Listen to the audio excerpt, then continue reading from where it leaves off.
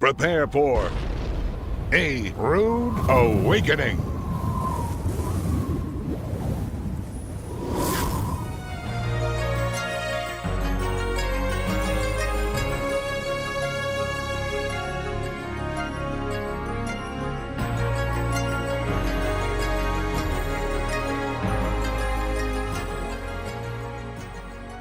Hello, I'm the Pope. I just had a rude awakening.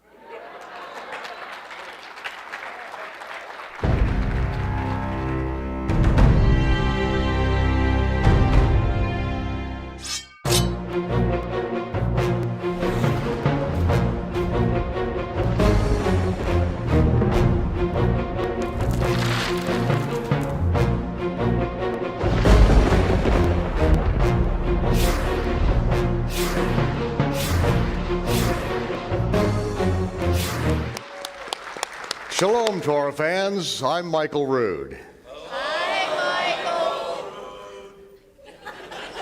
Do you have a few minutes?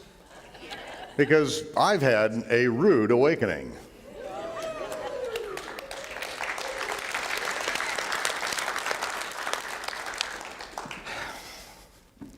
I was standing outside of a darkened theater, and the owner of the theater was going to open the doors for a personal showing for me. I knew everything that I was about to do was wrong. It was against everything I was raised with. I was raised in a good home. I was born December 5th, 1952 in Greenville, Michigan. Dr. Olson was the pediatrician that delivered me at the time, and my earliest remembrances was my mother driving us around in a 55 Chevrolet station wagon, picking up other children about my age for daily vacation Bible school, which I didn't know most of these kids getting in the car, but I was the one that was inviting them. And obviously it was my mother that was doing all the work. She delivered us to Calvary Baptist Church, where at the end of the week they presented me with a gift for bringing the most new people to Daily Vacation Bible School.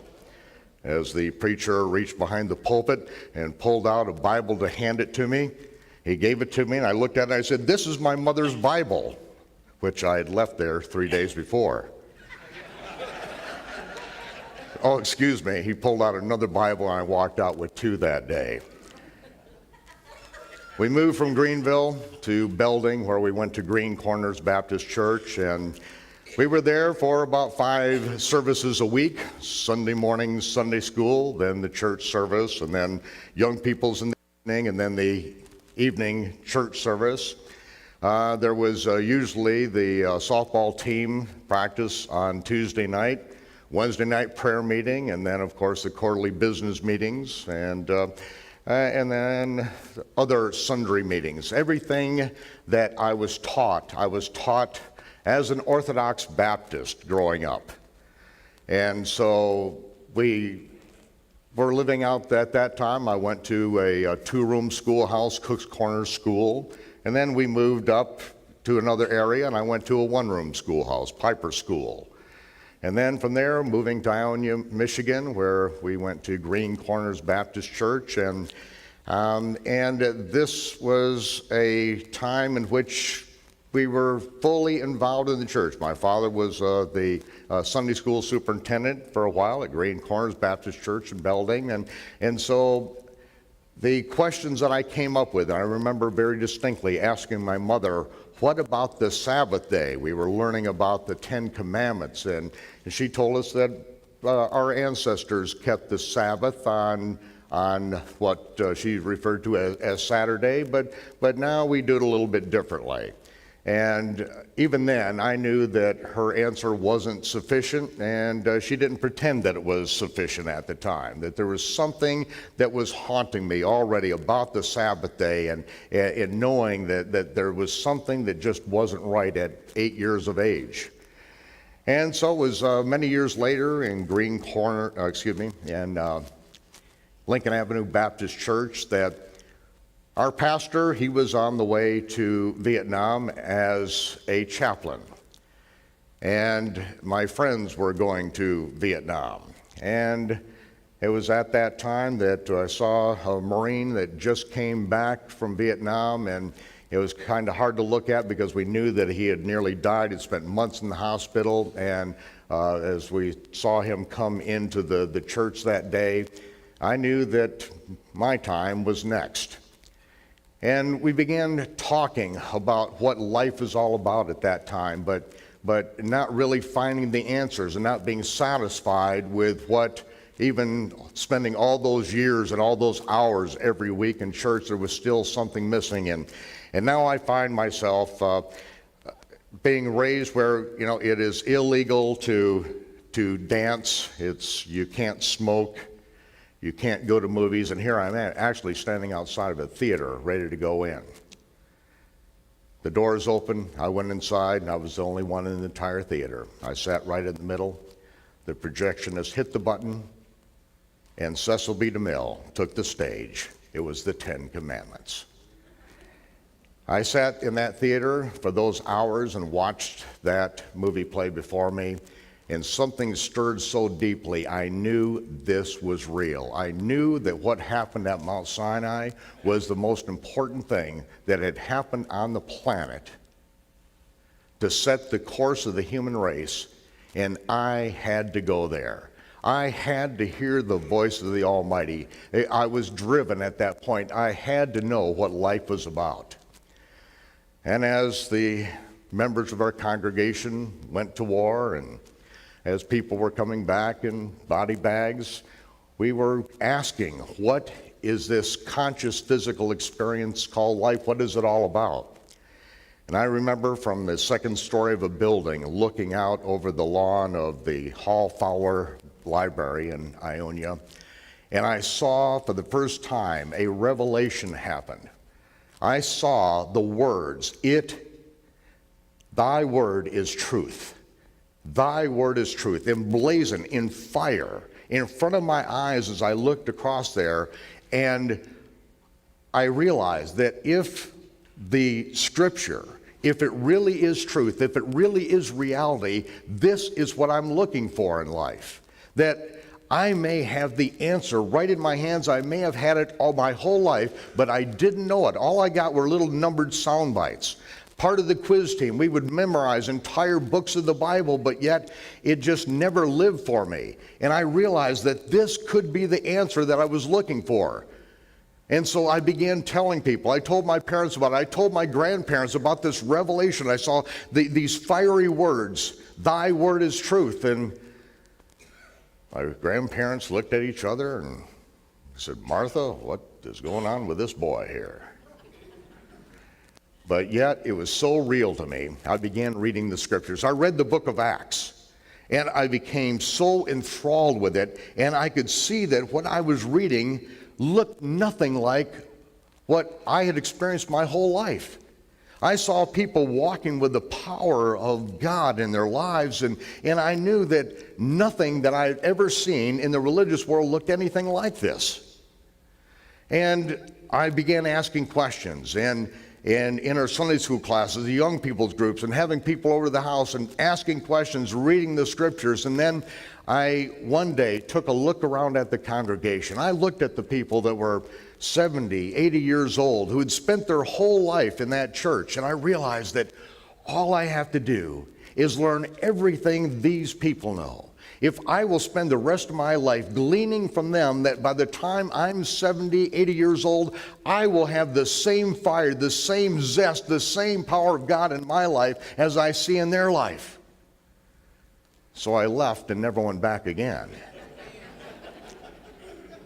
I knew there had to be more. I invited some of the guys down at the pool hall and the foosball hall to join me and go over and listen to an evangelist. We walked into that church, and everyone's hair was down below their shoulders as we walked in, with cutoffs and T-shirts on to go hear the evangelist. And this is walking into a Baptist church where everyone had high and tights, little narrow ties, and sitting there all prim and proper. But the message that was brought moved these young men. And they all went forward when the altar call came. And then They were led through the sinner's prayer and, did the repeat after me prayer. And then they said, now, boys, you have to go out and get your hair cut.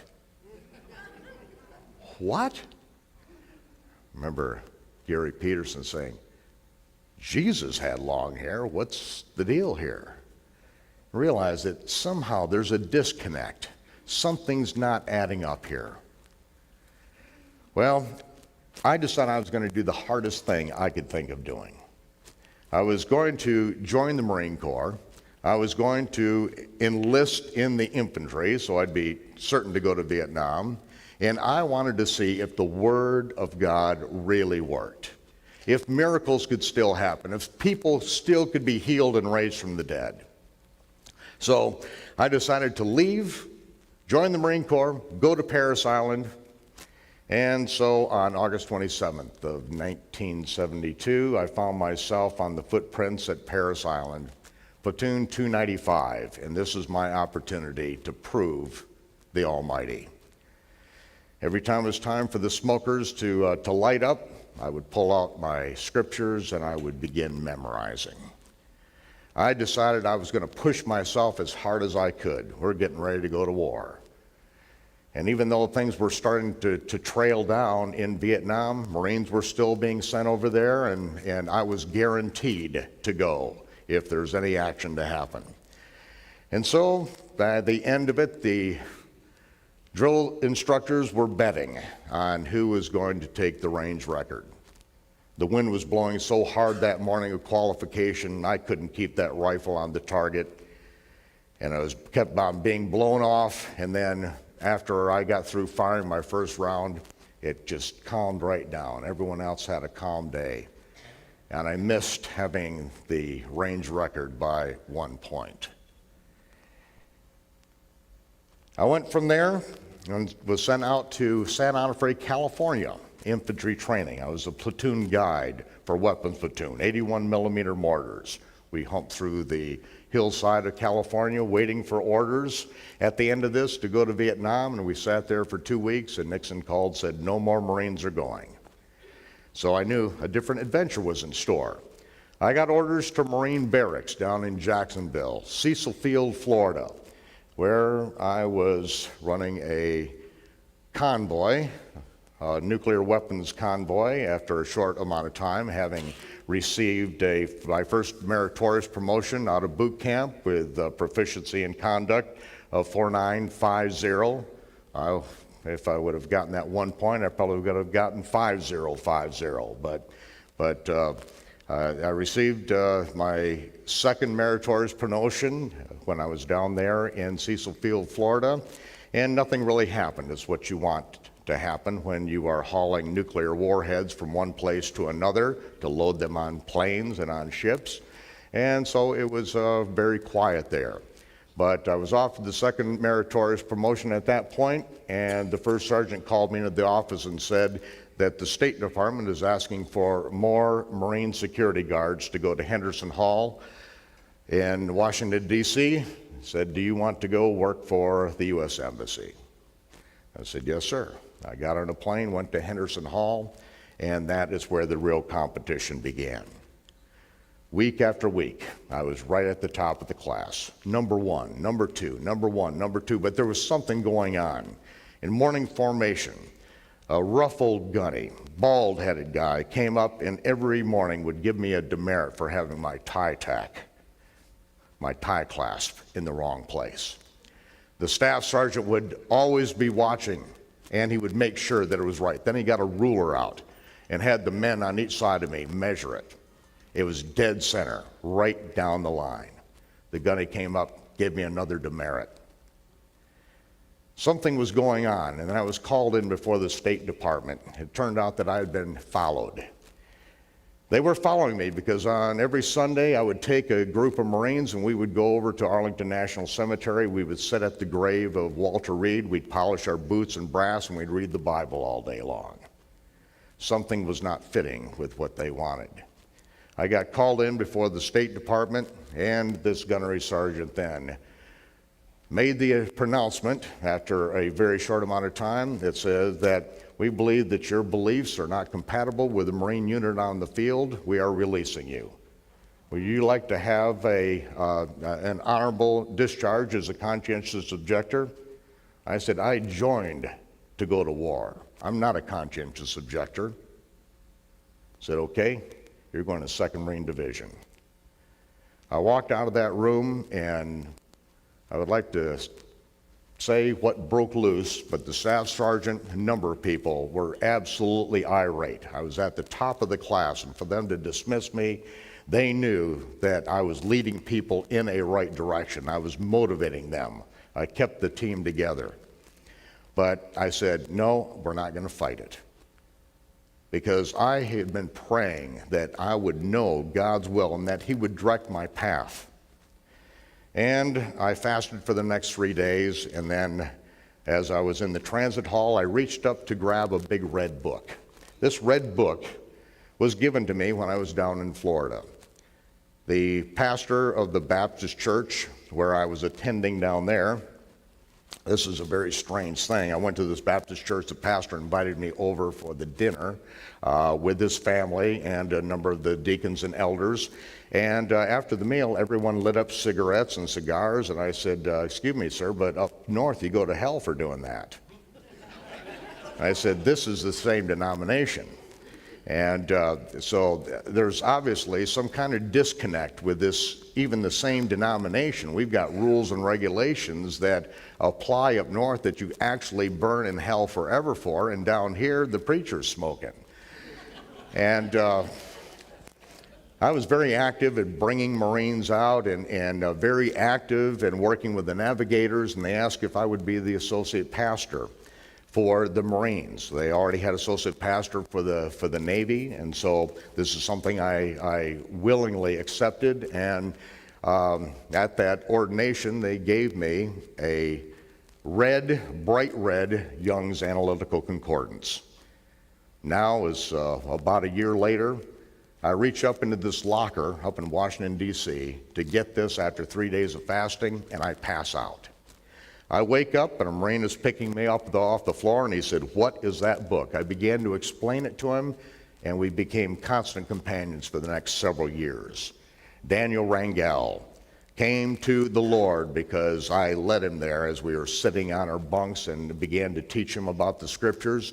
We both got orders, 2nd Marine Division, 2nd Battalion, 8th Marines. We got down there 2 days later. We were put on a ship, the USS Francis Marion, on a on a Caribbean cruise.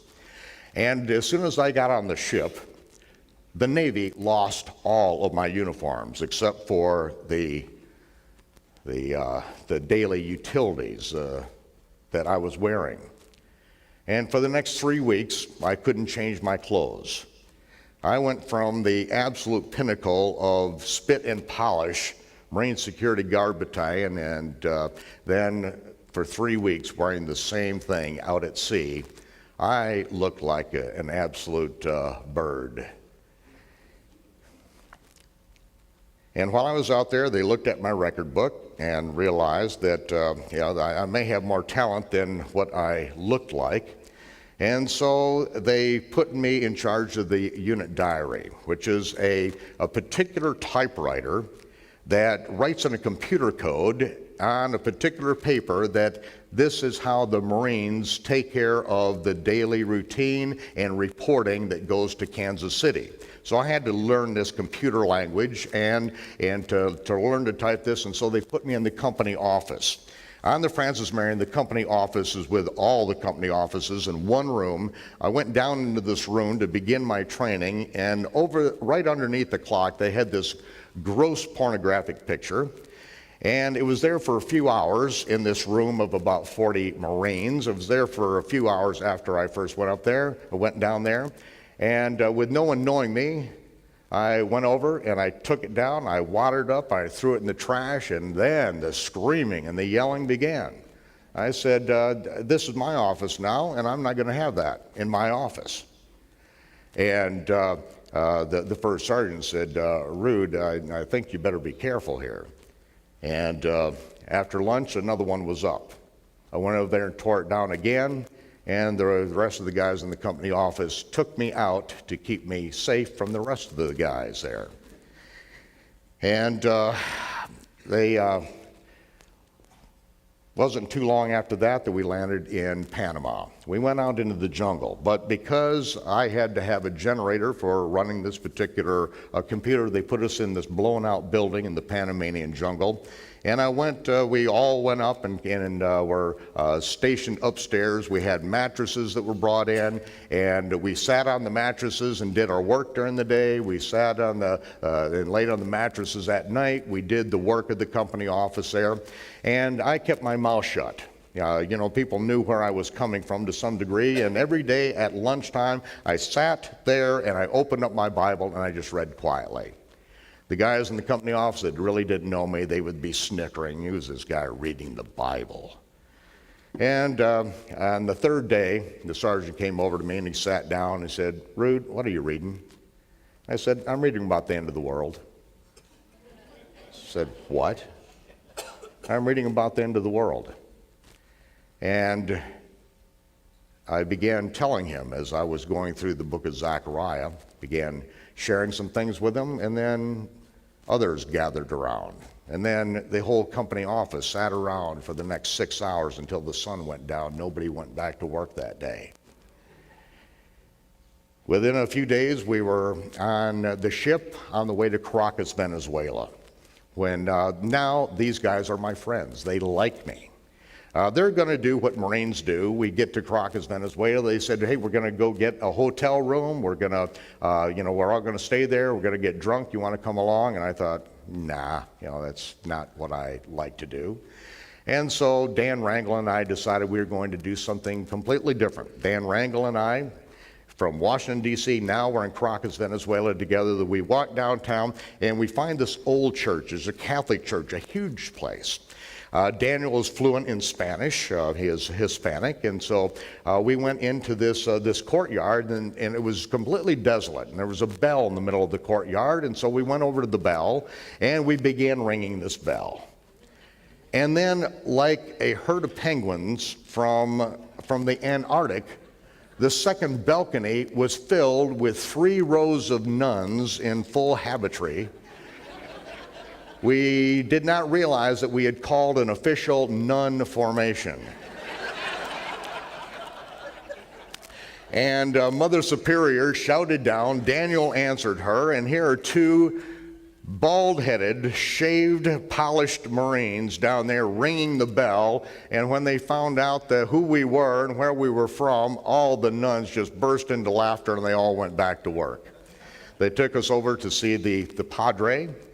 And we began talking with him, and we began talking about what he referred to as the great chastisement, about the coming tribulation that will come upon the earth. He invited us to share in some brandy that the monks had made over in France, and even though it was nasty, we obliged, and he gave us a bunk there that night. We stayed with the priest there and at that church, got up in the morning, and as we left, I said, Daniel, we need to get some Bibles.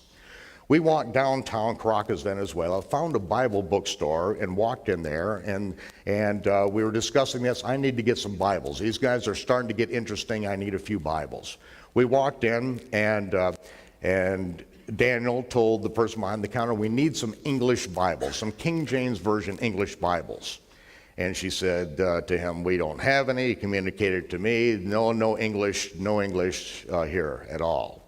And so we were standing there talking about it, and a man from the back room came out speaking fluent English, a little broken, but he said, you need English Bibles? And I said, yes.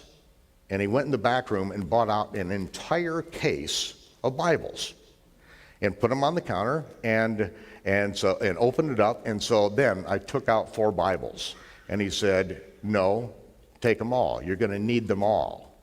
I said, we're on a Navy ship. We have no room. The Navy doesn't give Marines room on the ship. We don't. Give me a few. He said, no, you're going to need them all. Take the entire case.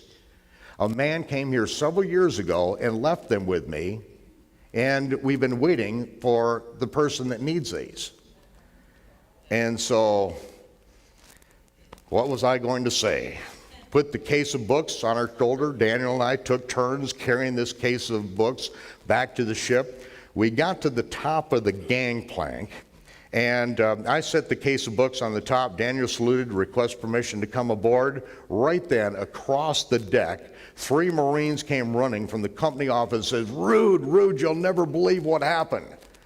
And I'm sitting there balancing this case of Bibles on the edge, and they reported to me, as we stood there, what took place the night before.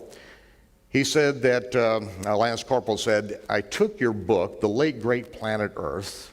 I took that, and we all checked into the hotel. There were 13 of us, Marines and Navy. Everyone was getting ready. We were ready to go out to the bars, and I started reading some of this out loud, and we didn't go anywhere.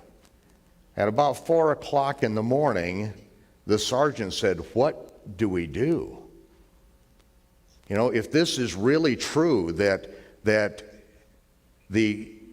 Jesus Christ might return, that these things may be true, what Rood has been reading us out of Zechariah, if this is true, what do we do?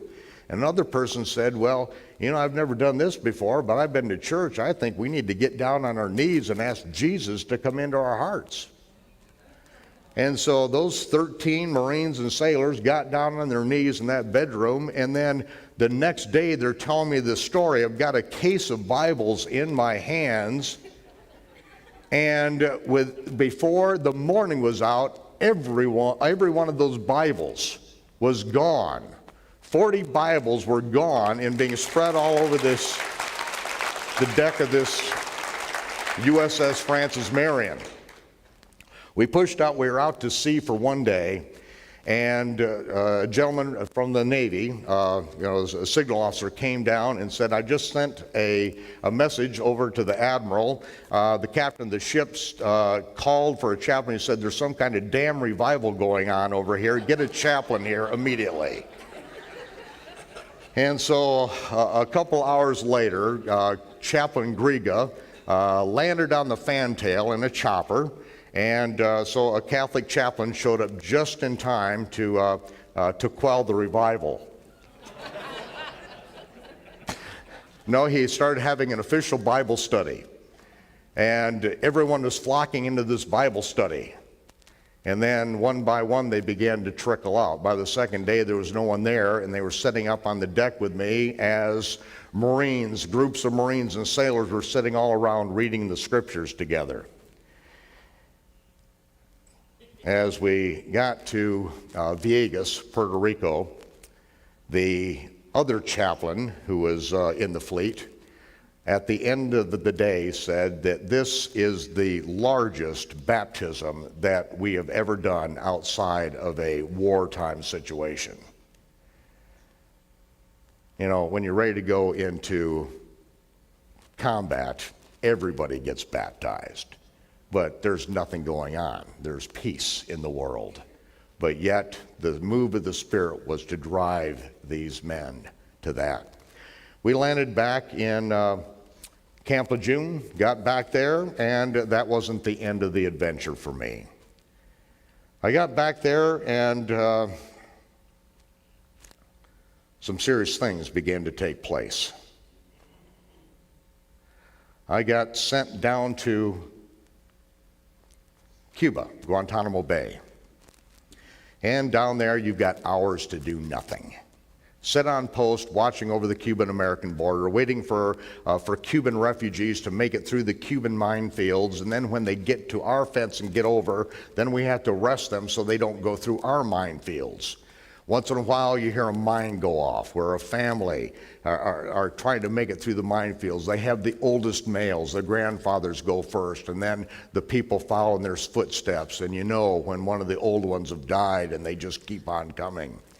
They get to the other side of the fence, we arrest them so they don't go into our minefields, and we send them back. Closest I ever came to combat, post 20, when 2 drunk sailors rowed a boat up the Guantanamo River and got cut down by a .50 caliber machine gun up the way. A lot of screaming that night. They both lived, lost limbs, but it was on the guard truck on the way home that night, picked up at midnight. We were right in the guard truck, probably about 15 Marines that were being changed out in duty, and I got hit in the eye with a big beetle, a big insect. And they took me immediately to over to the Navy, where I went to see the corpsman in the dispensary, and they took me into a room, turned the lights off, and saw that I cut my cornea very badly. I couldn't, the pain was excruciating. I couldn't stand any light. And as I lay there on the table, I looked up at the corpsman and I said, God is going to heal me. And he said, what? I said, God is going to heal me. You're going to see God heal me. Now, I've never said this before in my life. This is not something you learn in Baptist Sunday school. And he said, okay. And they put some antibiotic in my eye. They patched up and said, we can't do anything for you tonight. You've got to come see the doctor in the morning. Got back in the morning, and the corpsman was still there. They took me in the room. They took the patch off my eye, completely healed. And the doctor's there when they take the patch off. And he looks at my eye and said, there's nothing wrong with this man's eye. And both corpsmen were there, and he said, well, last night there was something seriously wrong with his eye. And so they stepped over to the side, and I heard the corpsman said, he told me last night God was going to heal him. And he just shook his head and walked out. I didn't see these guys again. For another year, I was back in North Carolina, walking to the chow hall, and down the street, I saw this corpsman come at me. I said, we're having a fellowship over at our house tonight. Would you like to come? And he said, absolutely. I saw God heal you a year ago in Cuba. It changed this man's life completely. There were things that happened as I began to learn to listen and to walk by the Spirit. We were having a fellowship in our the barracks in the area there, and so many things happened. It's hard to, it just capsulate it down. But coming back from Cuba, I was a bit depressed, because there was just nothing seemed to be happening, and that is when I came down with a fever. I was in bed for days, and when I got out, I was like sick with depression. Walked out into the back squad bay, and there was a piece of paper blowing the wind. I picked it up, and it was something from the children of God. Now, on a Marine base, you don't see things from, the hippie commune children of God too often. And I looked at this. The only thing I knew about the children of God was the Crosby, Stills, Nash Young song on the road to Woodstock. I don't know what the children of God was. But I looked at this and I said, there's something here.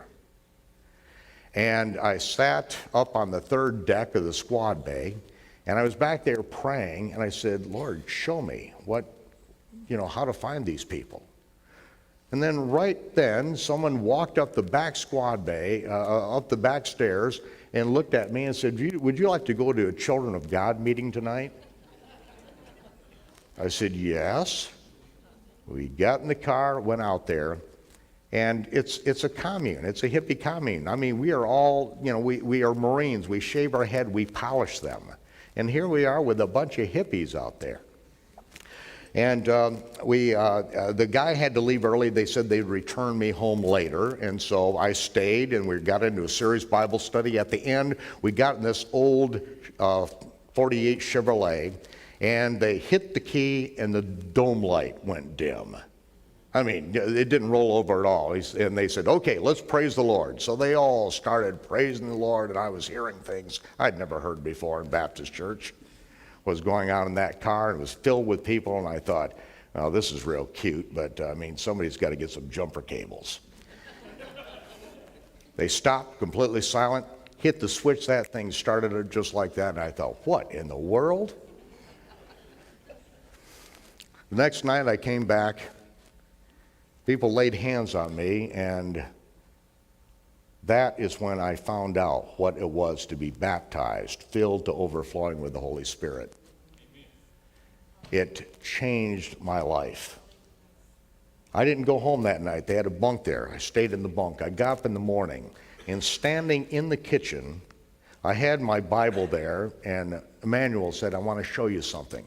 He opened to Daniel chapter 9, verse 24, and began reading, where the angel told Daniel, 70 weeks are determined upon thy people and upon Jerusalem to finish the transgression, to make an end to sins, to make reconciliation for iniquity, to anoint the most holy, and to bring in everlasting righteousness.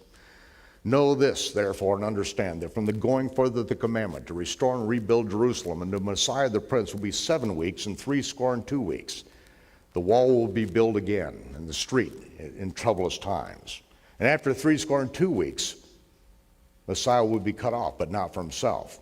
And the people of the Prince that shall come shall. He put his greasy finger on my Bible, indelibly etching it forever in my mind. Nobody ever touches my Bible with a greasy finger from the kitchen. And he stained my Bible from 24 through 27. And when I left there that morning, I knew that I had to get the answer to what that prophecy was about. And I was driven for the next 30 years. That happened just before going to Cuba. When I came back from Cuba, I went back out to that commune. On the way out there, I heard an audible voice that said, "They're not here. It's for the best." I kept walking down that road. I got there. It was overgrown. It was gone. I went back to the base, crying out, okay, where do I go? What do I do from here? Sitting out after a morning of guard duty underneath the tree, I was reading the scriptures. A Marine walked by and said, "Would you like to go over to a fellowship over to the chapel this afternoon?" I said, "Well, why? What's going on over there?" "Oh, the chaplain over there, he's on fire. You got to come over." I said, "A chaplain on fire?" Highly unlikely. I went over there and I sat down in a group of about 12 guys. The chaplain looked at me and never took his eyes off me for the next hour, just hammered one thing after another. And I said, "Where did you learn this?" And he said, "Well, I read this book, and it really has deeply affected my life. There's some girls that are coming in from East Carolina University. They're going to start a fellowship tonight, and maybe you want to go over there." So I went over that night. I took a group of Marines with me over that night, and it was a Bible study, and they were teaching just basic principles of how the Bible interpreted itself, and it's really interesting. But a lot of this stuff I'd learned in Baptist Sunday school and in the golden keys to Scripture interpretation, and so there wasn't anything real new, but the fellowship was really great. And so that is the night I was introduced to what I then later found out to be a cult. As if the Baptist church wasn't. The children of God. Now, here I am, as a group called The Way. And so I went out to this fellowship and came back, and the chaplain and I talked about some things, and then they were going to do this class called Power for Abundant Living. I wasn't going to take this class. I didn't want to join anything. I enjoyed the fellowship, but I wasn't going to take this class, and so others, that I introduced to them, they were going to take the class. But the night it started, I walked in, paid my $85 to take this class, and I thought, okay, I'm going to do this thing. There were things in there I didn't really agree with. I had opposing opinions on some stuff, but, I disagree with a lot of things out there. There wasn't anything new at this point. But what I saw is that in this class is basically what I was taught in Baptist church of how to really read and understand the Scriptures, because that's one of the things that the Baptists really pride themselves on, is to really read and research and memorize the Scripture. And so, things were fitting there. And at the end of that, I saw that, these guys that I had been leading and working with the navigators and all for years, they took this class and they were on fire. They were, conversant in the Scripture. And I thought, man, this is a really great tool. These people are so far ahead of where I've been able to take them over the last year or so, just in 2 weeks. And so I Came back for a second class, and then they said, we're leaving. You're in charge. Okay, I'm in charge of this organization now. So I started running these classes all the time. Before I'm through, I will have run more of these classes than anyone else in this entire ministry of tens of thousands of people all over the world, except for one person. One person ran more classes than I did. But why was I doing it? Because I saw the change in the lives of people that still to this day, their lives were transformed because they were taught how to read and understand the Scripture. Not pull out little numbered sound bites and all, but yet, some of the conclusions that were come to, it doesn't really fit, doesn't work. And so I was free. I was on my own. I used this as my tool. This is my world. I was running more of these classes than anyone else in North Carolina, and so people realized that I've got some talent to do this type of thing.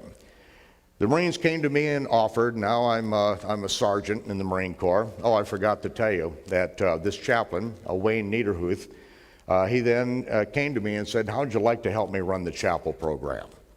This is your office here. We'll run the whole program together, and we'll shake things up. I said, okay, let's do it.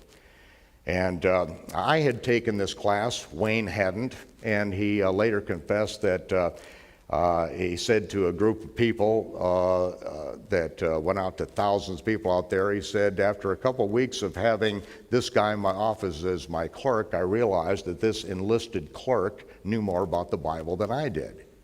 And so he decided to take this class. We started running these classes for the Marines. And at the end of my time, they came to me, offered me staff sergeant if I would stay in, but I thought it doesn't get any better than this. I did what I believe was God's will while I was in the Marines for those 4 years.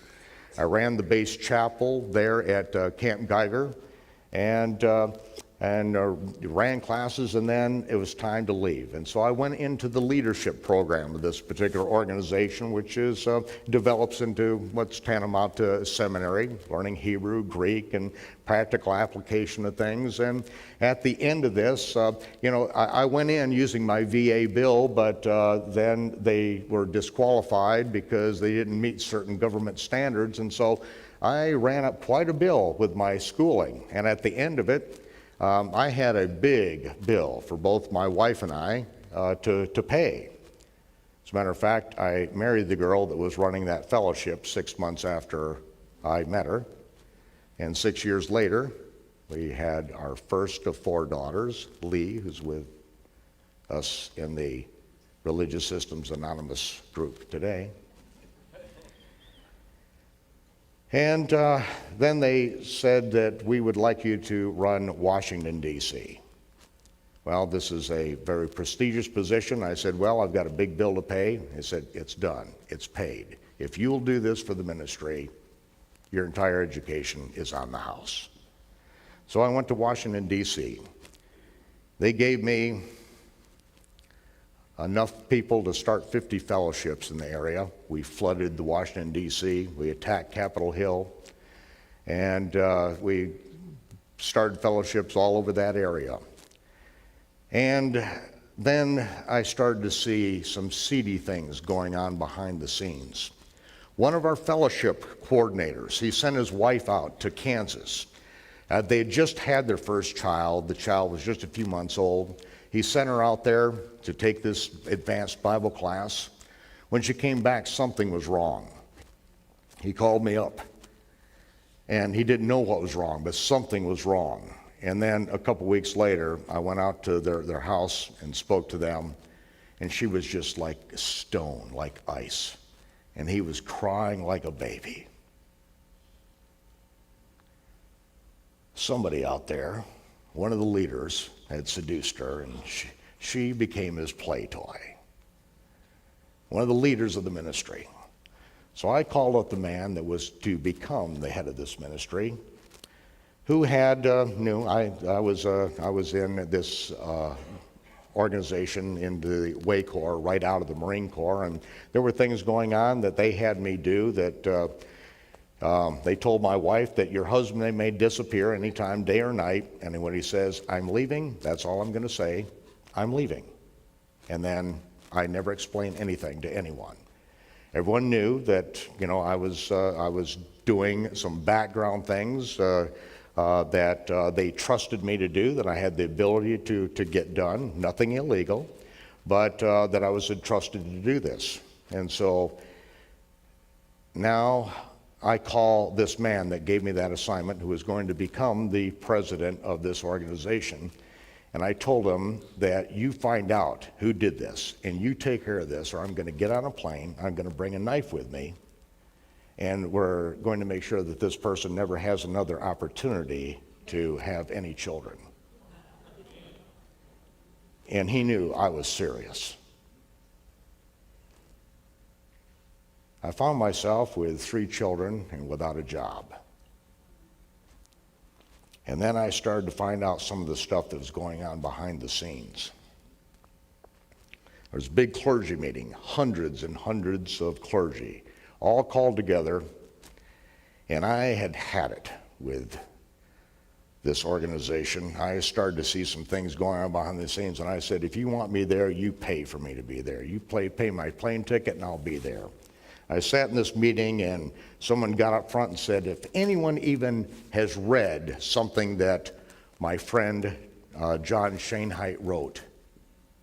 I hadn't seen John in years. I knew he was in the research department.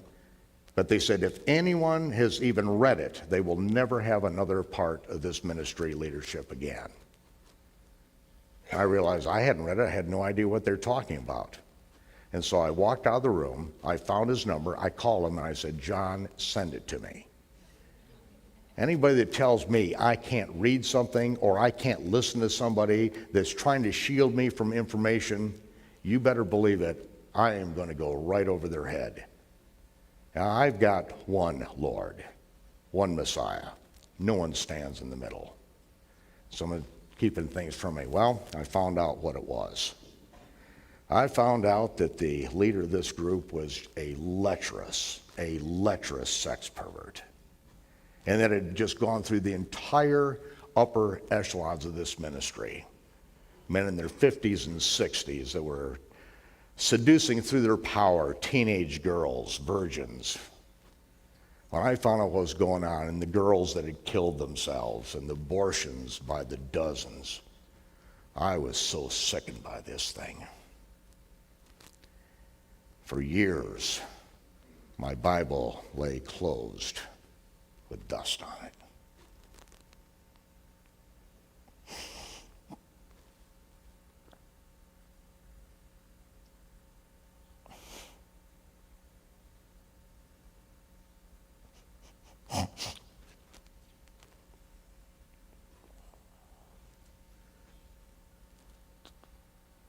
The depression of friends who blew their brains out.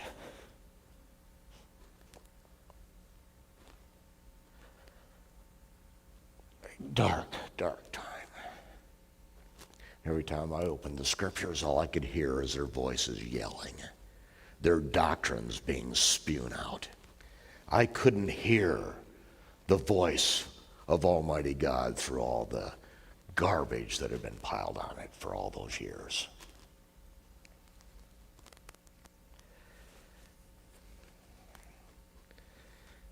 And I realized it had been years since I heard the voice of the Lord. Years. Ended up moving down to San Antonio. I opened a book that I'd read 15 years earlier, In His Steps, Charles Sheldon. I got down on my knees by the bed and I said, Lord, I want to hear your voice one more time before I die. Within a few weeks, my life was turned upside down. My wife told me that she was leaving me. Actually, I was leaving them. That's what I was informed.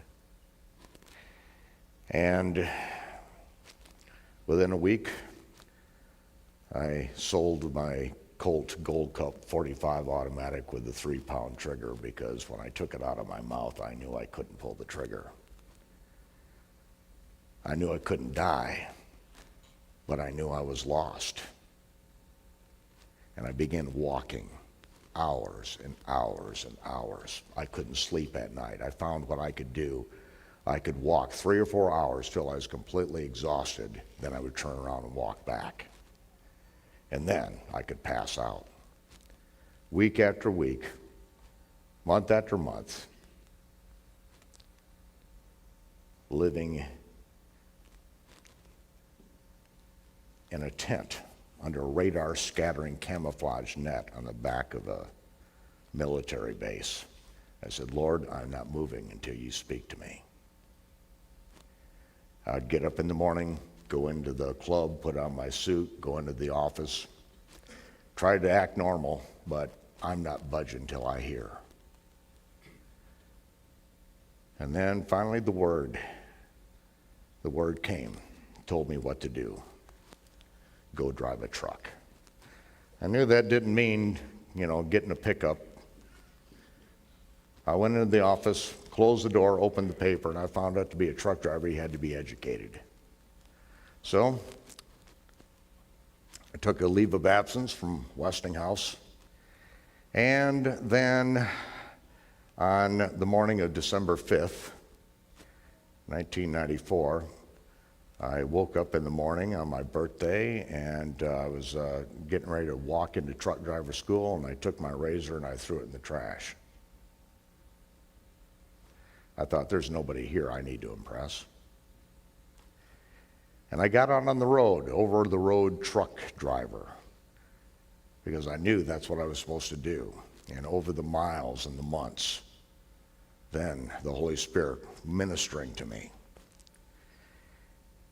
and began leading me. And I realized that, all of a sudden I was delivered. I was set free during that period of time. When I read the scripture, I no longer heard the voices of the denominations of the past and the cults and all. I was hearing a fresh word, and it was cleansing. It was changing my heart and life. And I got out on the road, and I had been into the grace perversion.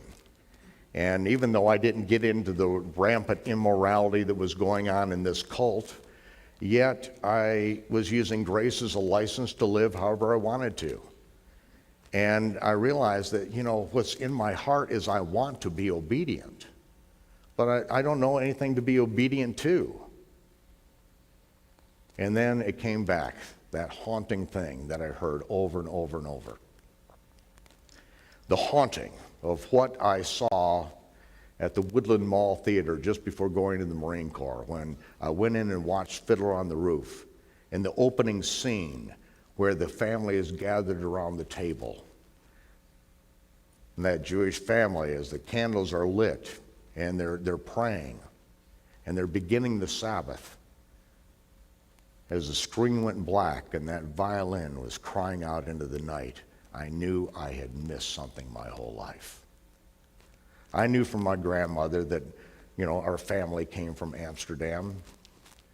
I know that Michael Rood had started the first Ashkenazi synagogue in his home in Amsterdam. I knew that her family came right from there, but also knew that we had Methodist preachers in our background. One came with John Wesley, horseback riding circuit rider. And, at that time, if you're a Christian, you're not Jewish. But yet through the years, things kept on haunting me. In Washington, D.C., our firstborn is about to be delivered. And so I get a hold of Rabbi Goldberg, and I say, I make an appointment for him to come and circumcise my firstborn. And everyone in the ministry is saying, what are you doing? What's all this Jewish stuff? I mean, what are you doing? And I said, it has to be done. It has to be done. And when my firstborn was a girl, 8 days later, I had a friend, and he had a son that was born. I said, your son is going to be circumcised on my dining room table. Rabbi Goldberg came over and did it. Somebody's going to get circumcised. It has to be done.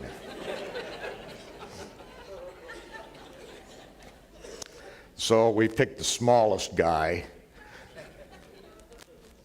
8 days old, on the dining room table. Years later now, I'm on the road, and the first thing that hits me is the Sabbath. Remember the Sabbath day and to keep it holy. And so as a truck driver, I began keeping the Sabbath. Shut down the truck on Friday night. I'd take some bread and wine and head out to the nearest hilltop. And I would break the bread. I would drink the grape juice. I was a truck driver. I wasn't using wine. And I would just fellowship with the Lord. Sometimes I couldn't keep the truck still. I had to get back on the road after a few hours and keep going. But after a couple weeks, every night, Friday night sundown, it was a miraculous thing that was it. I could shut the truck down, didn't have to start up until Saturday night again at the end of Shabbat. And it was happening week after week like this. I was seeing such incredible favor that I began sharing this with others and other truck drivers. There's so many stories to tell you about what happened out there on the road, but this one that I knew that I was in the will of the Almighty. I was on the road after schooling. I was on the road with our trainer. We stopped in at Oklahoma. And here's a trucker's chapel there, which is, a big 48-foot box trailer sitting at the truck stop there. I walked inside, and I would always wear, nice khaki slacks and a blue pinpoint Oxford button-down shirt, typical truck driver's uniform, with an alligator belt, and And I walked in there and sat down, and there was a desk there. I sat down there and I was praying, and the door opened. A truck driver walked in with a big chain drive wallet, black shirt, Harley Davidson hat. He walked in, looked at me, tears started streaming down his face, and he said, "I was hoping to find a chaplain here." I said, "Sit down, brother. What's on your heart?" That was 5 minutes after I walked in. Now I'm the chaplain. Well, turned out his wife left him. Something I couldn't have related to just a year before. But I was able to minister to him. And as he left, I sat there and I prayed, and I thanked God that he was able to use me again. After years of depression. He walked out. 5 minutes later, another person opened the door, looked in and said, "Oh, I was hoping to find a chaplain here." I said, "Sit down, brother. What's on your heart?" I thought then, man, I'm going to be a truck driver for the rest of my life. Because I could see that the Almighty could use me. I didn't control my schedule. A computer on the dash told me where I was going, when I was picking up, when I was delivering.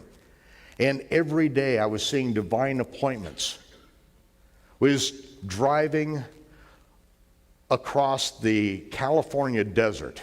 The sun is setting. I pull off to this rest area, and there's a man standing there by himself looking at the sunset.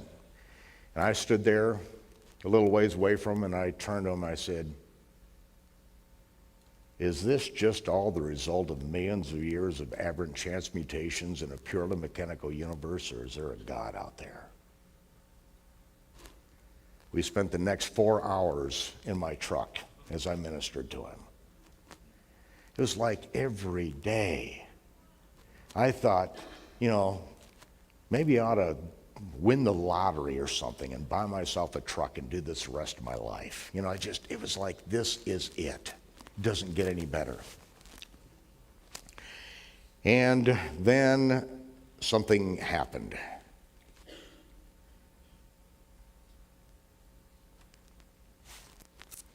I was down on the Mexico border to pick up a load at Laredo. You usually get great loads going out of Laredo that take you days to deliver up into Canada. But I went up to the dispatch window, and they called my name. I went up there and they said, "Sorry to have to do this, but I have to give you this load. It's going to Houston."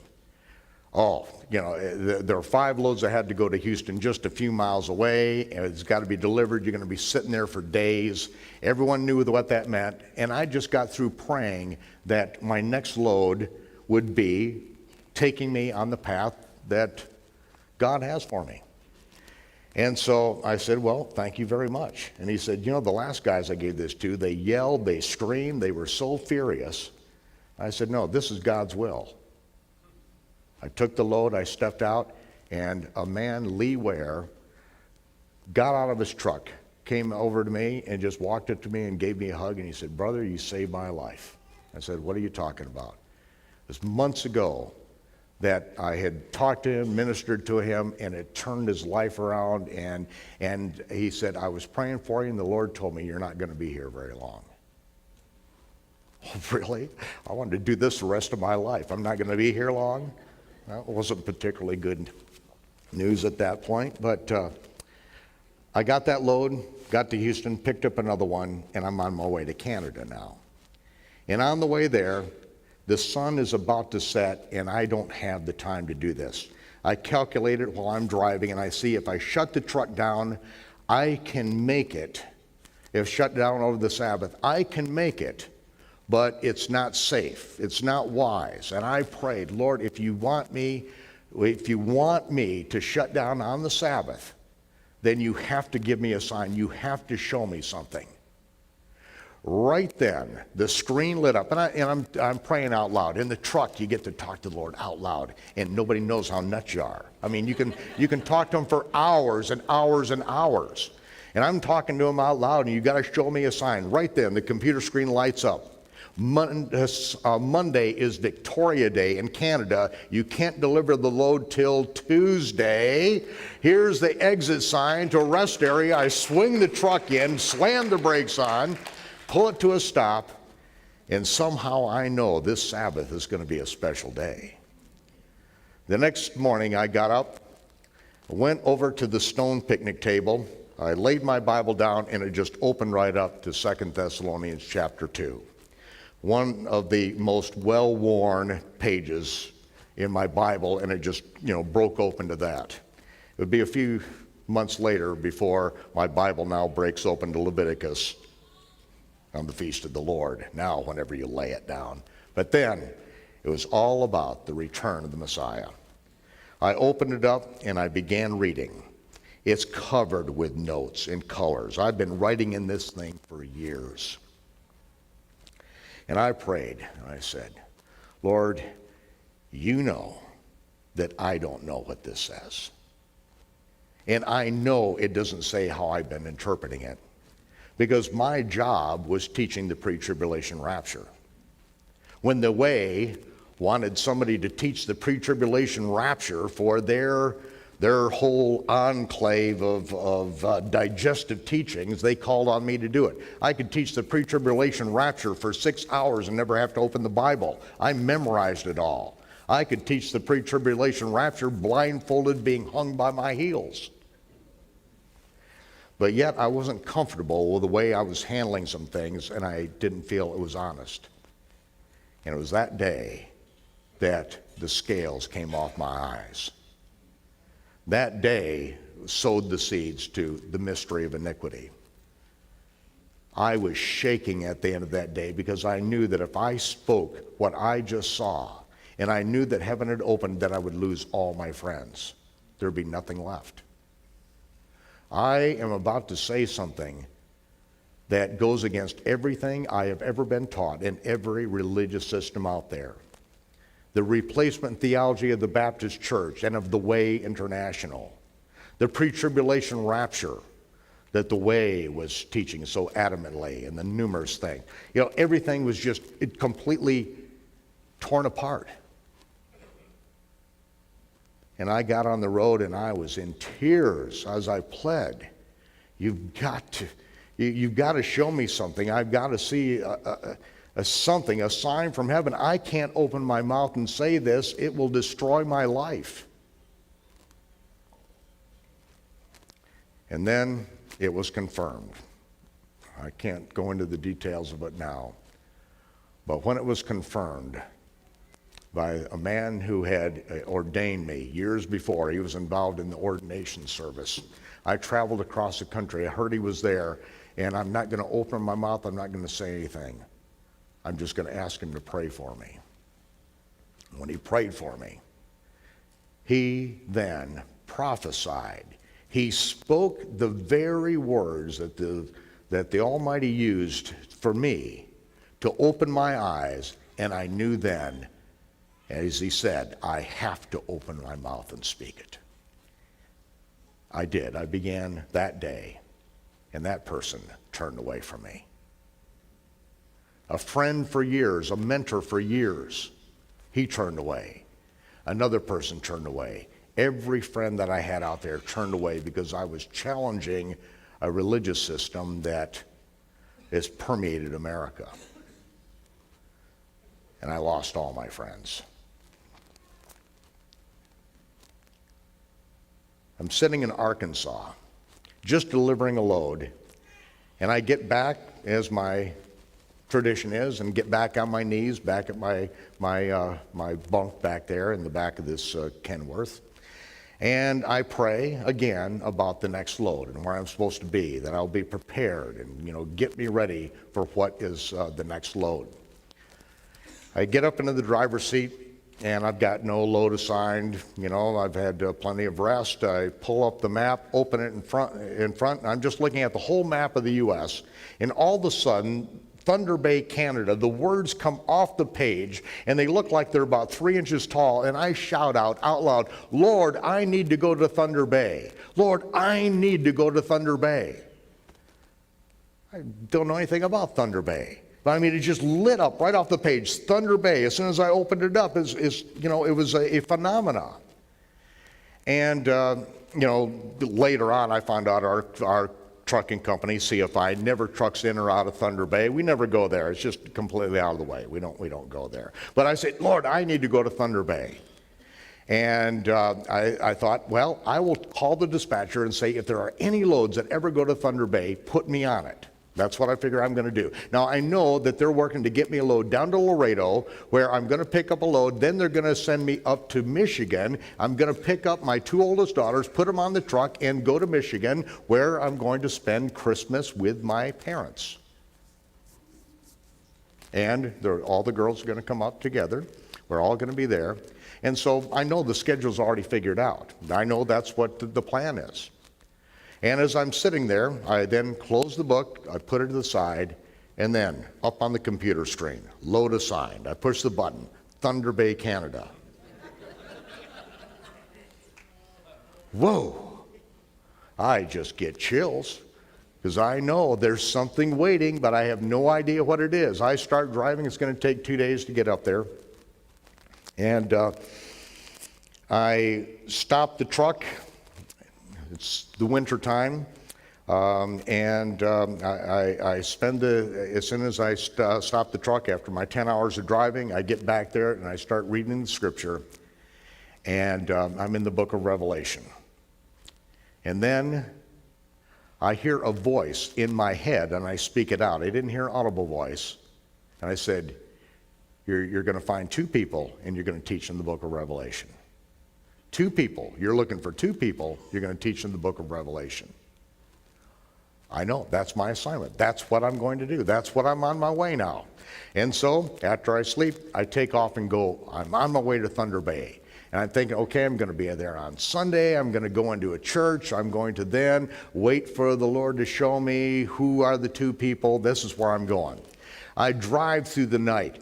And the snow is so deep, they have plowed Route 53 up in northern Wisconsin open, but there's no way to pull a truck off. I'm past my hours. I go through Superior. I'm way over hours, but I am alive. It's 3 o'clock in the morning, and I am so excited and enthused about getting up to Thunder Bay. I think, well, I'll go through the border. I'll drive through the night. I'll drive a 16-hour day, which I don't do, but I'm going to do that because there's no place to pull the truck off. And so I get through Superior. I go past Duluth. I'm going on up the North Shore Lake Superior, and I look off to the side, and the snow is falling. 3 o'clock in the morning. I see this steeple with the cross on it, and I think, what a quaint northern experience this is in the middle of the night. I'm on my mission. And I get on past there, and I look to the left. There are the road graders are scraping out a parking lot, and I'm about to get under this trestle, and I hear a voice, and I shouted out, "Whoa, turn this thing around." I pull into the parking lot, turn it around, and find a place to park the truck right there, because I heard that voice that said, "Turn this thing around." I turned the truck around, I shut it off, and now I know I'm going to go back to that little white church in the morning. I oversleep. I put on my suit. You know, all truck drivers keep a three-piece suit in the truck just in case. I put on my suit and I walk back about a half mile to the church. I walk in the back door, I see it says evangelical free. I walked in there and I said, well, sir, the price looked right. And I sat down December 17th. It was that morning. And they were doing the Christmas program, and it was beautifully done. It really was a beautifully done nativity situation. And afterward, I turned to a man sitting beside me, and I said, that was really beautiful. That was really moving. I really felt like, you know, it made the scripture come alive. There was real humanity to it. And he looked at me and said, you know, we really need to hear that here. We've gone through a tough time, and our pastor left, and he's out driving a truck now.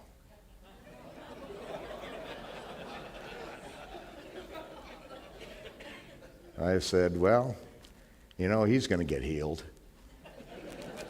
See, there's nothing to prove out there on the road. No sermons to concoct, nobody to impress. It's just you and the Heavenly Father. And if you can't get it together then, you ain't getting it together. I have to stop and tell you something. I work for a pretty big company, CFI, out of Joplin, Missouri. And we have little terminals all over the country. One of them is in the Kansas City, Missouri. This is Missouri side. I had a load in there. I came in there. It's just a little terminal, not that many drivers. It's just a transit point.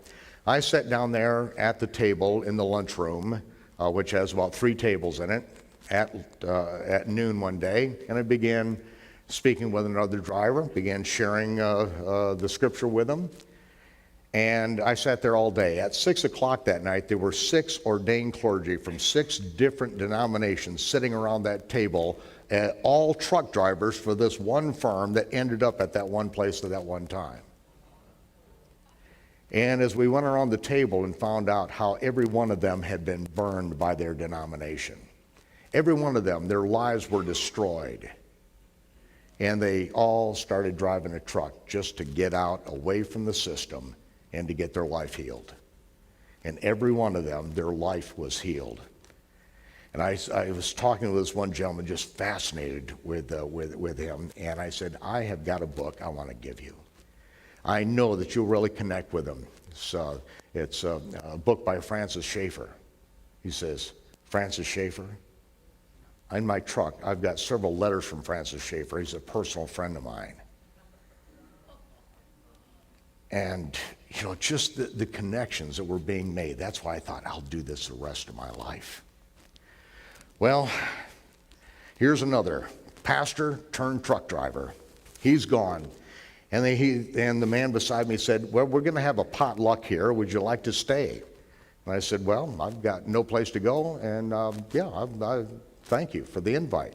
So we went through this line in northern Minnesota. The buffets at church, everything has tomato sauce on it. They're good cooks up there, but what they bring into these buffets is terrible. I mean, the pumpkin pie has tomato sauce on it.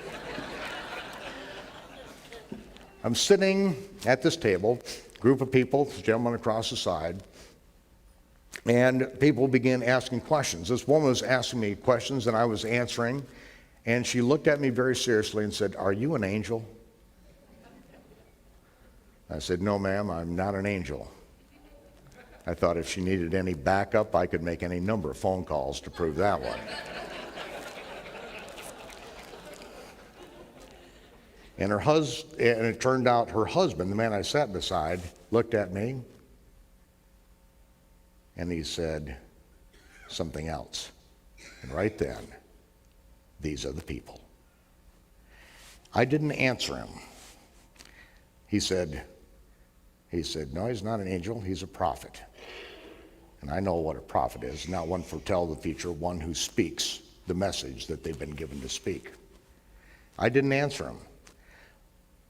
I said, I don't have to be in Thunder Bay until tomorrow morning, which means I need to leave at 1 o'clock tonight. If there's anything you want to do today, I'm available. And the woman, Bonnie Phipps, said, well, we were going to decorate our Christmas tree today, but we can put that off. Would you like to come over? And so I did. They called their friends, family together, and for the next 6 hours, I laid out the book of Revelation. They said, you've got to come back and teach this. You've got to come back and teach this. And I said, well, this is probably the only time. I just found out that we never go to Thunder Bay. This is the one time that there's 2 shipments going up. I'm one of them. So I get up to Thunder Bay, I deliver the load, I turn around, come back into America, I pull the truck off to the side, I go into Buddy's rice house and to pick up some wild rice before I get out of there. And I walk in there and I start talking to these people, and before long I've got about 6 people there who are listening to me as I teach for a couple hours in Buddy's rice house. And they said, you've got to come back and teach this. And I said, well, this is probably my only time here. And then it turns out that Gary Phipps, where I was there, he was one of the 2, Gary and Bonnie Phipps, that he drove down the road and he saw this truck that was parked off the side of the road. So he started going around to all the bars in town, because that's the only thing that was open, looking for me. And he didn't look in Buddy's rice house. And so he's driving around for a couple hours, and then I walk out of Buddy's rice house. Just as I'm getting in the truck, he pulls over, and so we begin talking. I decide I'm going to stay the night. The next morning, I'm in my union suit in the back of the Kenworth. And someone is slamming on my door out there. I thought, oh, it's the cops. You know, I'm not parked in a particularly good spot there, but it's I thought would work. Someone's banging on the door. I look out there, and there's a group of 5 people outside of the truck door, and Bonnie Phipps is there. So I put on something over my union suit. I step out, and it's the UPS man who had stopped at our house earlier, and a few other people, and the dog groomer from 2 Harbors, and they're standing out there, and so I stand out there, and we have a little seminar for about an hour outside the truck door there, and they said, you've got to come back and teach this. Okay. I think I've heard the word. I'm going to come back and teach. So I'm driving for months. And then it's in the spring of the year, I say, I'm going to come back. I park the truck, and I park it down in Detroit. It's as close as load I could get. And I get in a Greyhound bus, and I travel over 24 hours to get to Duluth. They pick me up, and I go to their house, and they've got it arranged for me to do a seminar there. And then they brought in a newspaper that had a big ad in it. The very same weekend I'm teaching in 2 Harbors, there's a seminar called From Here to Eternity that this person is coming in and teaching. I think, my goodness, what a bad weekend. And then I look further down, and it's me teaching this seminar. From Here to Eternity.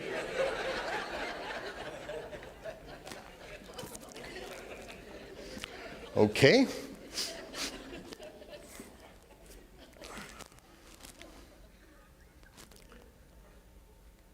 I have not opened my mouth and taught publicly in years. When I left the way, I left cold, I left dead, I left destroyed like so many other people. I got up in front of that group on Friday night, and I started to open my mouth. I started to speak, and I could hear demons screaming at me. I could not hear my own thoughts in my head.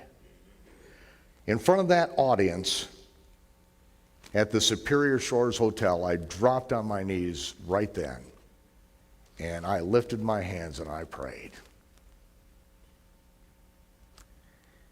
And when I got up off my knees, I was a teacher. I was not a teacher before that moment. That is when everything changed. It was a gift from heaven, not to me, to the body of believers. And it was over. I was done. Now, Gary Phipps told me that this is the true test, whether this thing's from God or not. As he introduced me and saying, you know, I'm sponsoring this, but if he says one thing wrong, I'm shutting this meeting down. Okay? Now talk. Well, thank you for that heartwarming opening, sir. He said, the true test. I have been trying to get my partner at the Environmental Protection Agency, National Lab, he's a scientist there, his partner, they worked together, played volleyball together. He said, this man is my soulmate. I love him like a brother, but he has never darkened the doorstep of a church. I've been trying to speak to him for years. Nothing. I can't get through to him. And if you can reach him, I will know this thing is of God. Well, his friend didn't show up that night. The next morning, his friend showed up there, and as I was teaching, we had a little break, and I found out that he went out and got on the phone and called his wife and said, get over here. You've got to get over here. Here's another woman, complete pagan, just a complete pagan, just a carousing, never stepped into a door of a church. But he said, you've got to get over here. And so she drove over. When the night closed, I was at the sixth seal, thermonuclear war in the book of Revelation. The two of them were standing in the back, physically shaking.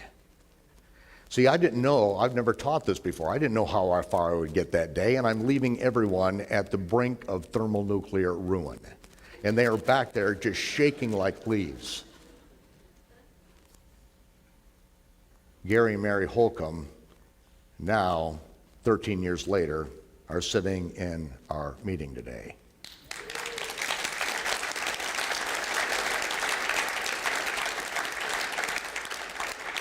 I mikvahed them in a lake in northern Minnesota that it was so cold that day that all of the Minnesotans there were wearing military down stuffed jackets, hugging each other to stay warm. A woman with an accordion that came down there to play, tried to play it, and the accordion wouldn't play. It was frozen. Gary Holcomb, Mary Holcomb, and myself, with Gary Phipps, got down in the water, and that is where they were mikvahed, they were baptized. And then we walked a mile in those wet clothes back to the farmhouse that was 20 miles from the closest running water or electricity. And this is where we had a Feast of Sukkot. Well, I have to step back now. A few months, I have to step back to that meeting. And that Sunday, when it was over, and I knew that I had reached Gary and Mary, the offering was taken up. I paid the sound man, and there was not even enough left to put me on a Greyhound bus to get me out of there. This is already showing me the provision of the Almighty for me to do what I'm doing, it would seem. Monday morning, I stayed in the room that they gave me at the Phipps house, and I was just weeping in tears. I can't go back and get on that truck knowing what I know, knowing what's going to happen on the face of the earth. I cannot do that. But nothing else makes any sense. It's just the divine appointments are all there. I don't have to think. My needs are taken care of. I can do what needs to get done. And the idea of teaching full time, and that's all that I do, it just doesn't add up. It doesn't make any sense. And so I prayed. And the only thing that came to me is, greater love has no man than this, than he lay down his life for his friends. It just kept coming back and back. And I just kept pleading. I said, Lord, speak to me. Ask me to walk out on the water with you. Just ask me. Let me hear from you. Just ask me to walk out on the water, and I will do it. I'll walk out on nothing. You've got to tell me. But it doesn't make any sense. I can't support myself. I can't even buy a bus ticket to get out of here after pouring my life out for 3 days after the miracle that was requested that Gary Holcomb's life would be changed. And yet, nothing. And finally, I laid there as I kept hearing, greater love has no man than this, and he laid down his life for his friends, and I said, okay, that's it. I am going to quit. I'm going to turn in the keys to this truck. And unless you stop me, I'm about to make the stupidest mistake I have ever made in my life. That's it.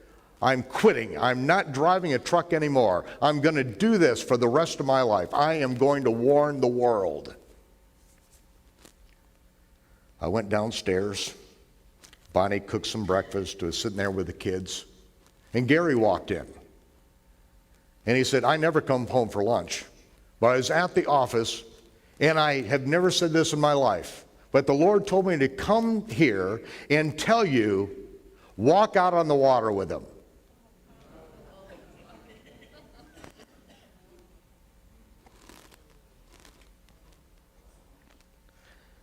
Every time that the Almighty has spoken to me in this, it has been a life-changing thing. When I say the Lord told me something, it's rare, and it doesn't happen very often, but when it happens, it is real. It is not made up. Now you know how I get so furious when people say, the Lord told me this, the Lord told me that. I just want to slap them upside the head, especially when they don't do what they say the Lord told them to do. I just want to bust their teeth out. You're a liar. You're a fake. You're a fraud. If you hear from heaven and you don't do it, you're the biggest idiot I've ever seen in my life. And if you've done that in your life, you need to repent and change, or heaven will go silent. There's no faking it. I got on that Greyhound bus, went back, turned in my keys, signed out, and here it is. It's 1996, the third day, the fourth month. I looked at the number of the truck, a brand new truck they gave me a year before, 9634. 1996, the third day, the fourth month. I wrote the number of the truck right underneath the date, handed them the keys, and I realized this is it. Walked away from it. A couple months later, I'm teaching out on the West Coast. A young man came up to me and said, they found Pharaoh's chariots strewn for 1.5 miles on the bottom of the Red Sea. We've got it on video. I said, what? I tried to hide my disbelief. I said, do you have a copy? Can you get it to me? He brought me a copy. At the end of the next night, I had been teaching for 9 hours. I went home. I put it on. Went home where I was staying. I had no home. Put it on. I watched this. Yeah, not only that, found Sodom and Gomorrah, the Red Sea crossing site, the remains of the Ark in northern Turkey, the Ark of the Covenant. I thought, wait just a minute, the Ark of the Covenant, that is a little bit hard to believe. I rewound it, watched it again, all night long until 5 in the morning. I said, this is the greatest tool I've ever had in my hands. I got on a bus, went back to Minnesota. When I got there, on the way, I thought, what am I going to do? Why hasn't this spread like wildfire through the Christian church? If they really found these things, it's like, finding Pharaoh's chariots on the bottom of the Red Sea after all these years. It's like, this is the proof that evolution is a fairy tale. I mean, any moron can see it now, that the Hebrew scriptures are real. We've got coral-encrusted chariot parts on the bottom of the Red Sea, strewn on the bottom of this thing. I mean, what more do you want? I thought, well, if everyone did the same thing I did, then no one would ever hear about it, because when I got that tape in my hands, from then, I went over to, I think, Larry and Michelle's place. Michelle is here today.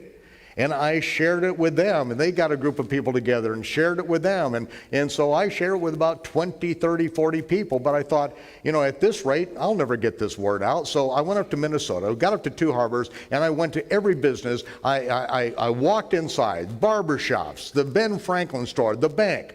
I burst into the door, and I threw my hands out, and I said, "You'll never guess what they found."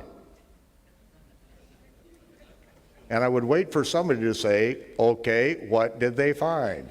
They found Pharaoh's chariots and army strewn for 1.5 miles on the bottom of the Red Sea, and we've got it on video. I remember one man, he turned purple. He was so furious because I just took away all of his excuses for disbelief. I walked into the bank, threw the doors open, said the same thing, and the teller behind window 2 looked at me, and the tears started streaming down her face. This was the greatest treasure for her because it proved that the scriptures were real. I could see that I was about to enter into a hornet's nest on one end, and on the other side, those who were searching for the truth and were just hoping to grab onto more reality.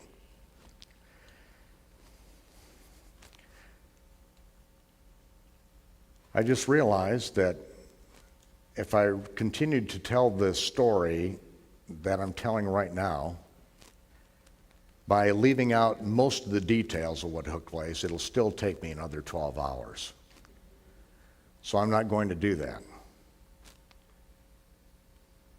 I'm going to have to skip ahead in time for a moment. After several divine interruptions in my life, one of which I was out in the backwoods of northern Wisconsin, house sitting. I came out to speak one night. They took up an offering at the end of the night, and there was a family there that had some needs. I took the offering, put a rubber band around it, I gave it to them, but I saved a 100 dong Vietnamese note that was put in the offering. I have no idea what it's worth. $1 million, a quarter of a cent, I have no idea. I didn't go to Vietnam. 100 dong Vietnamese note, I stuck it in my pocket.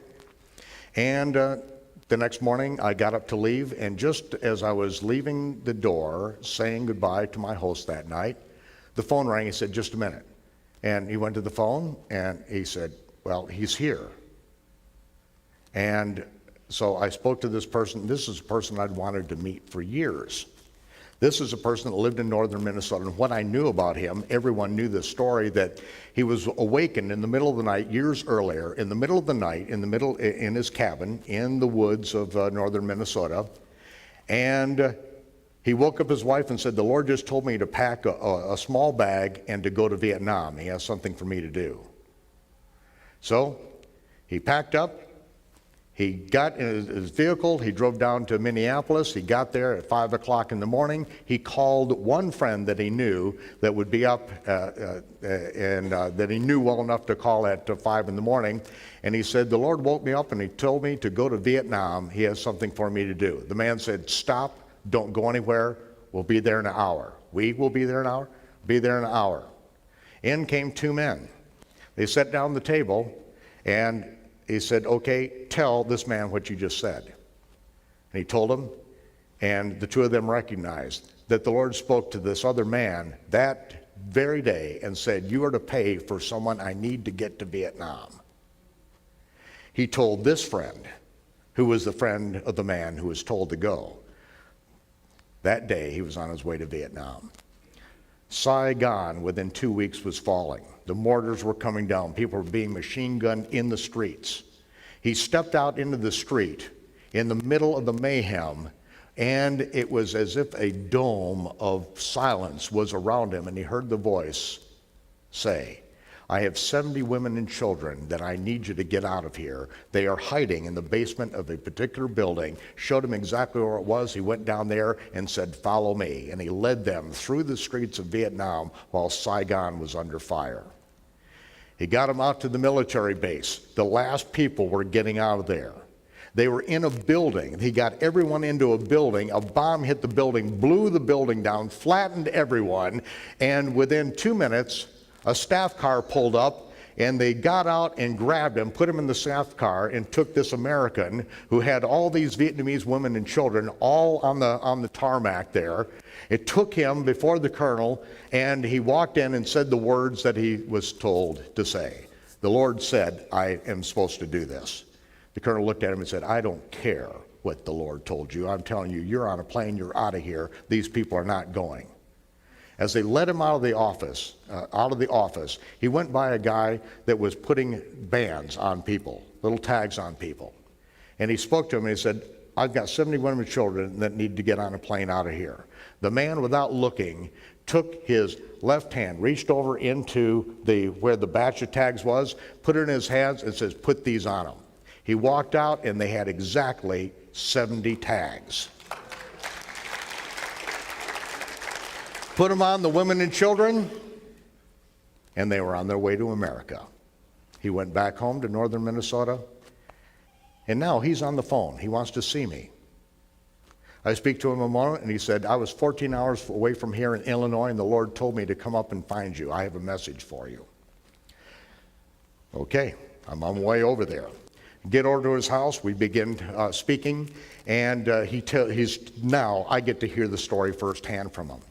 And then I said to him that, and then he said, I have a friend that is going back over there. He was a Marine. He was wounded. The Vietnamese nursed him back to health in a cave, and after a couple weeks he was strong enough, they got him back to America, the Americans, and now he is going to go back to Vietnam and find these people and minister to them. And I said, I've got something for him. He said, wait right here. He went and made a phone call, and he looked back at me and he said, were you in the service? I said, Marines. He said, yes, Marines. I'm on my way. Hung up the phone. The guy walked in the door. I looked at him. I had seen this man a month before, and the Lord told me, you're going to see this man again. And here I am looking at him in the eyes. He walked in, and he said, and then the gentleman, Victor, introduced us, and he said, you're Michael Rood? And I said, yes. And he said, I was just up north, 2 hours north of here. I was working with a customer of mine. I'd been with him all morning. I'm backing out of the driveway. I'm at the end of the driveway, and he waves at me, flags me down, and he runs out to me. And I rolled down the window, and he said, you need to go see Michael Rood as soon as you can. And he said, well, who's Michael Rood? And he said, don't worry about it. You'll know it. You'll find him. He drove out of that driveway 2 hours before, got back to his office, put the key in the lock as the phone rang. That was my friend calling him. And I'm looking at him face to face. He sits down at the table, and he then tells me the story of what happened to him in Vietnam and why he wants to go back, and he's waiting for the confirmation. And I said, I've got something for you. I pulled out a 100 dong Vietnamese note out of my shirt. I gave it to him, and he said, that is what I prayed for. God, heaven is alive and real. Heaven interrupts the course of the human race. It's not a fairy tale.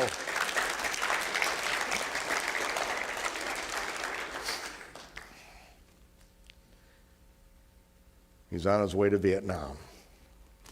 When he comes back, we meet and he prays for me. He says, I see you with a bunch of men with long beards.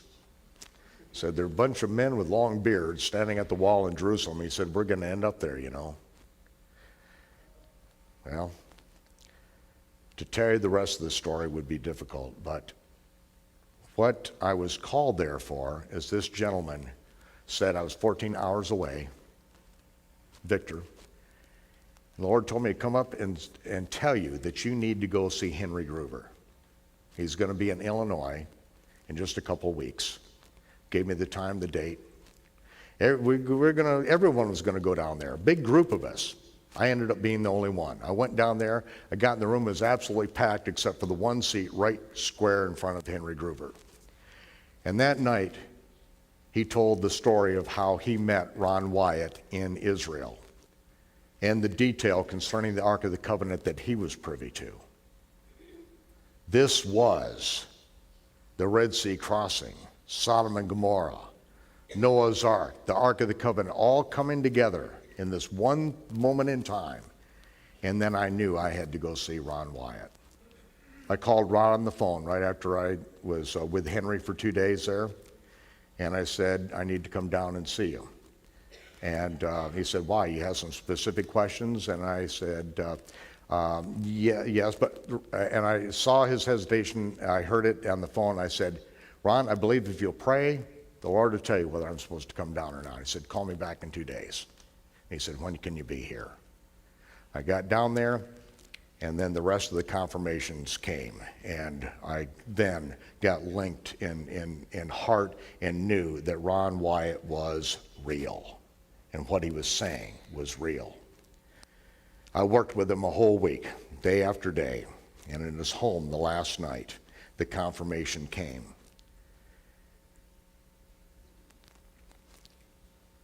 And so I went down to Texas, and within a few weeks I was on my way to where there were a bunch of men with long beards in Israel. The adventures, the things that took place, as a matter of fact, I have to tell you one. Because on my way from Ron Wyatt's place to Texas, I was on the road, and I was praying out loud, and I said, Lord, teach me how to live on nothing. As soon as the words came out of my mouth, I thought, oh, that was stupid.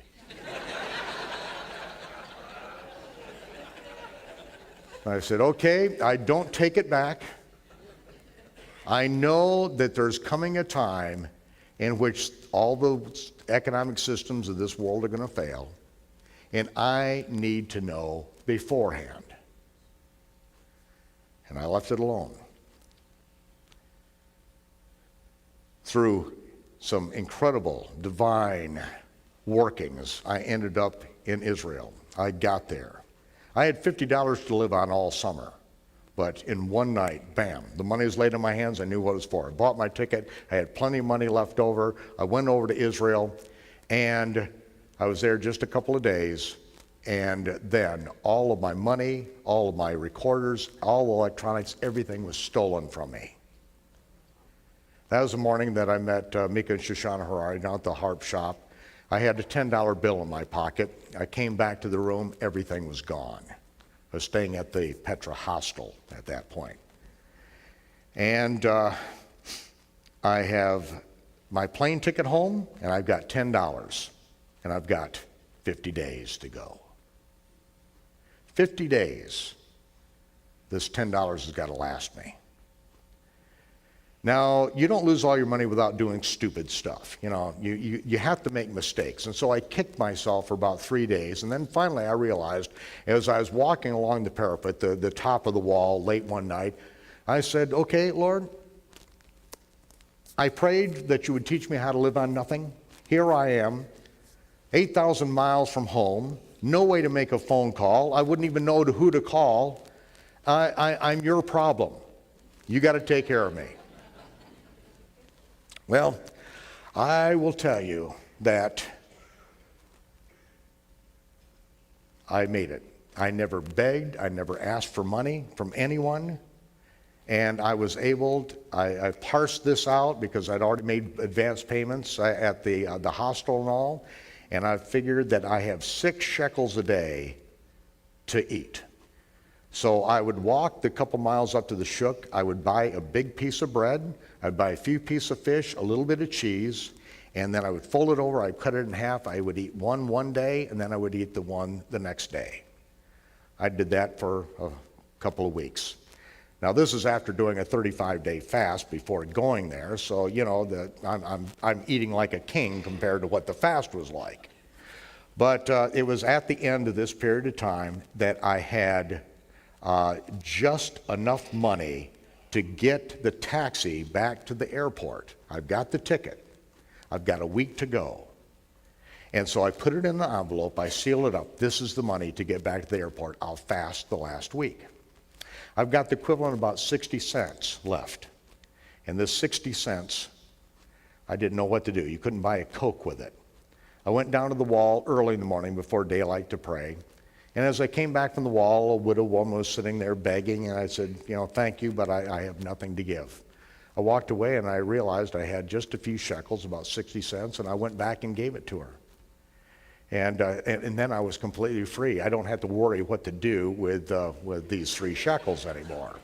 So, I'm just free as a bird now. Then I go back to the hostel, Petra Hostel, which I had checked out of quite a while before because a police officer had rented an apartment in Jerusalem, and he came to me one morning and said, will you stay in my apartment? I've got it all paid for. I've got to leave and go back to New York. Now, I didn't understand why he was so frantic at that point. I found out later that he was sitting on the toilet and a rat came up through the sewer system while he was sitting on the toilet, and it completely freaked him out. He went home. That's how I got an apartment free for a month.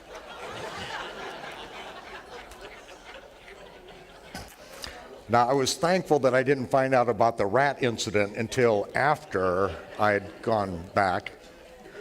But I decided to go back to this hostel to check to see if some of my friends from South Africa were there. And I got up there and I went to check to see if they got there. And the guy behind the counter, first thing in the morning, said, I got a letter for you. I said, what do you mean you got a letter for me? He said, you're Michael Rood, right? And I said, yes. Yeah, you stayed here? Yeah. He gave me a letter. I opened it up. Here's a $50 bill in it. And it was postmarked about 2.5 weeks earlier. And I looked at it. It was a letter. A woman wrote and said, I had a dream last night that I was to give you $50 in cash and I couldn't find you anywhere. And then I got a postcard from Jerusalem, from this hostel, that you were going to send a book to me. So that morning she put the $50 in the mail, sent it off. 2.5 weeks later, the morning I give away my last 3 shekels, I've got $50 to last for a week. I can live like a king.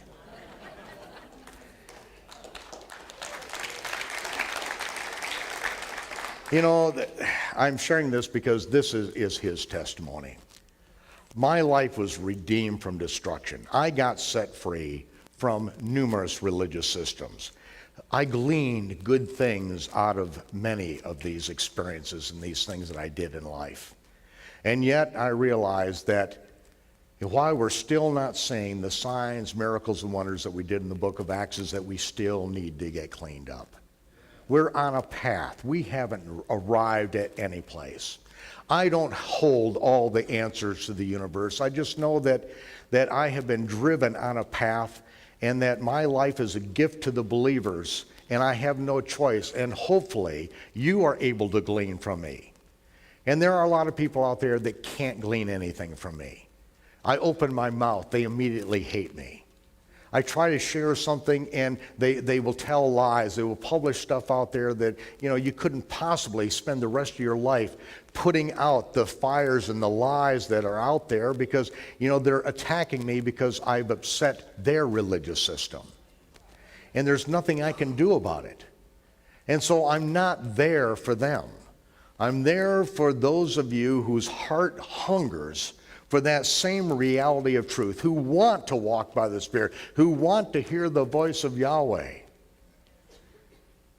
And what he began leading me from the first time when I was haunted by the Sabbath as an 8-year-old, and then Fiddler on the Roof, and through the years, and to circumcise my firstborn, and to take me back to the Jewish roots, my Hebrew roots. Even though I was raised in the middle of farm country on an apple orchard in Michigan, far away from the culture, yet there was something there that kept on calling me back home. And when you hear that voice, you know it's calling you. When I was a young boy growing up in Michigan, every year we would cultivate the monarch butterflies. The butterfly would fly as an adult from a 5-acre plot in the Sierra Madres, come up to Michigan, mate, lay its eggs on the milkweed, and then the larva would then eat the milkweed, turn into a pupa, then emerge as an adult, mate again. Go through this cycle 2-3 times. the great-great-grandson of that monarch butterfly that flew from the Sierra Madres now in the fall of the year, will mount up on wings, and with a brain the size of a pick of a pin, just a pinprick of a brain, that butterfly will fly back to that 5-acre plot in the Sierra Madres to spend the winter and to turn around and come back the next spring. The Almighty knows where he has sown his children throughout the world. Israel was scattered to the nations. Judah's been dispersed. But yet, we know what is home. And the pygmy headhunter from the tribe of Zulu who comes to the Messiah is just as much a member of the body of Messiah as the royal lineage of King David.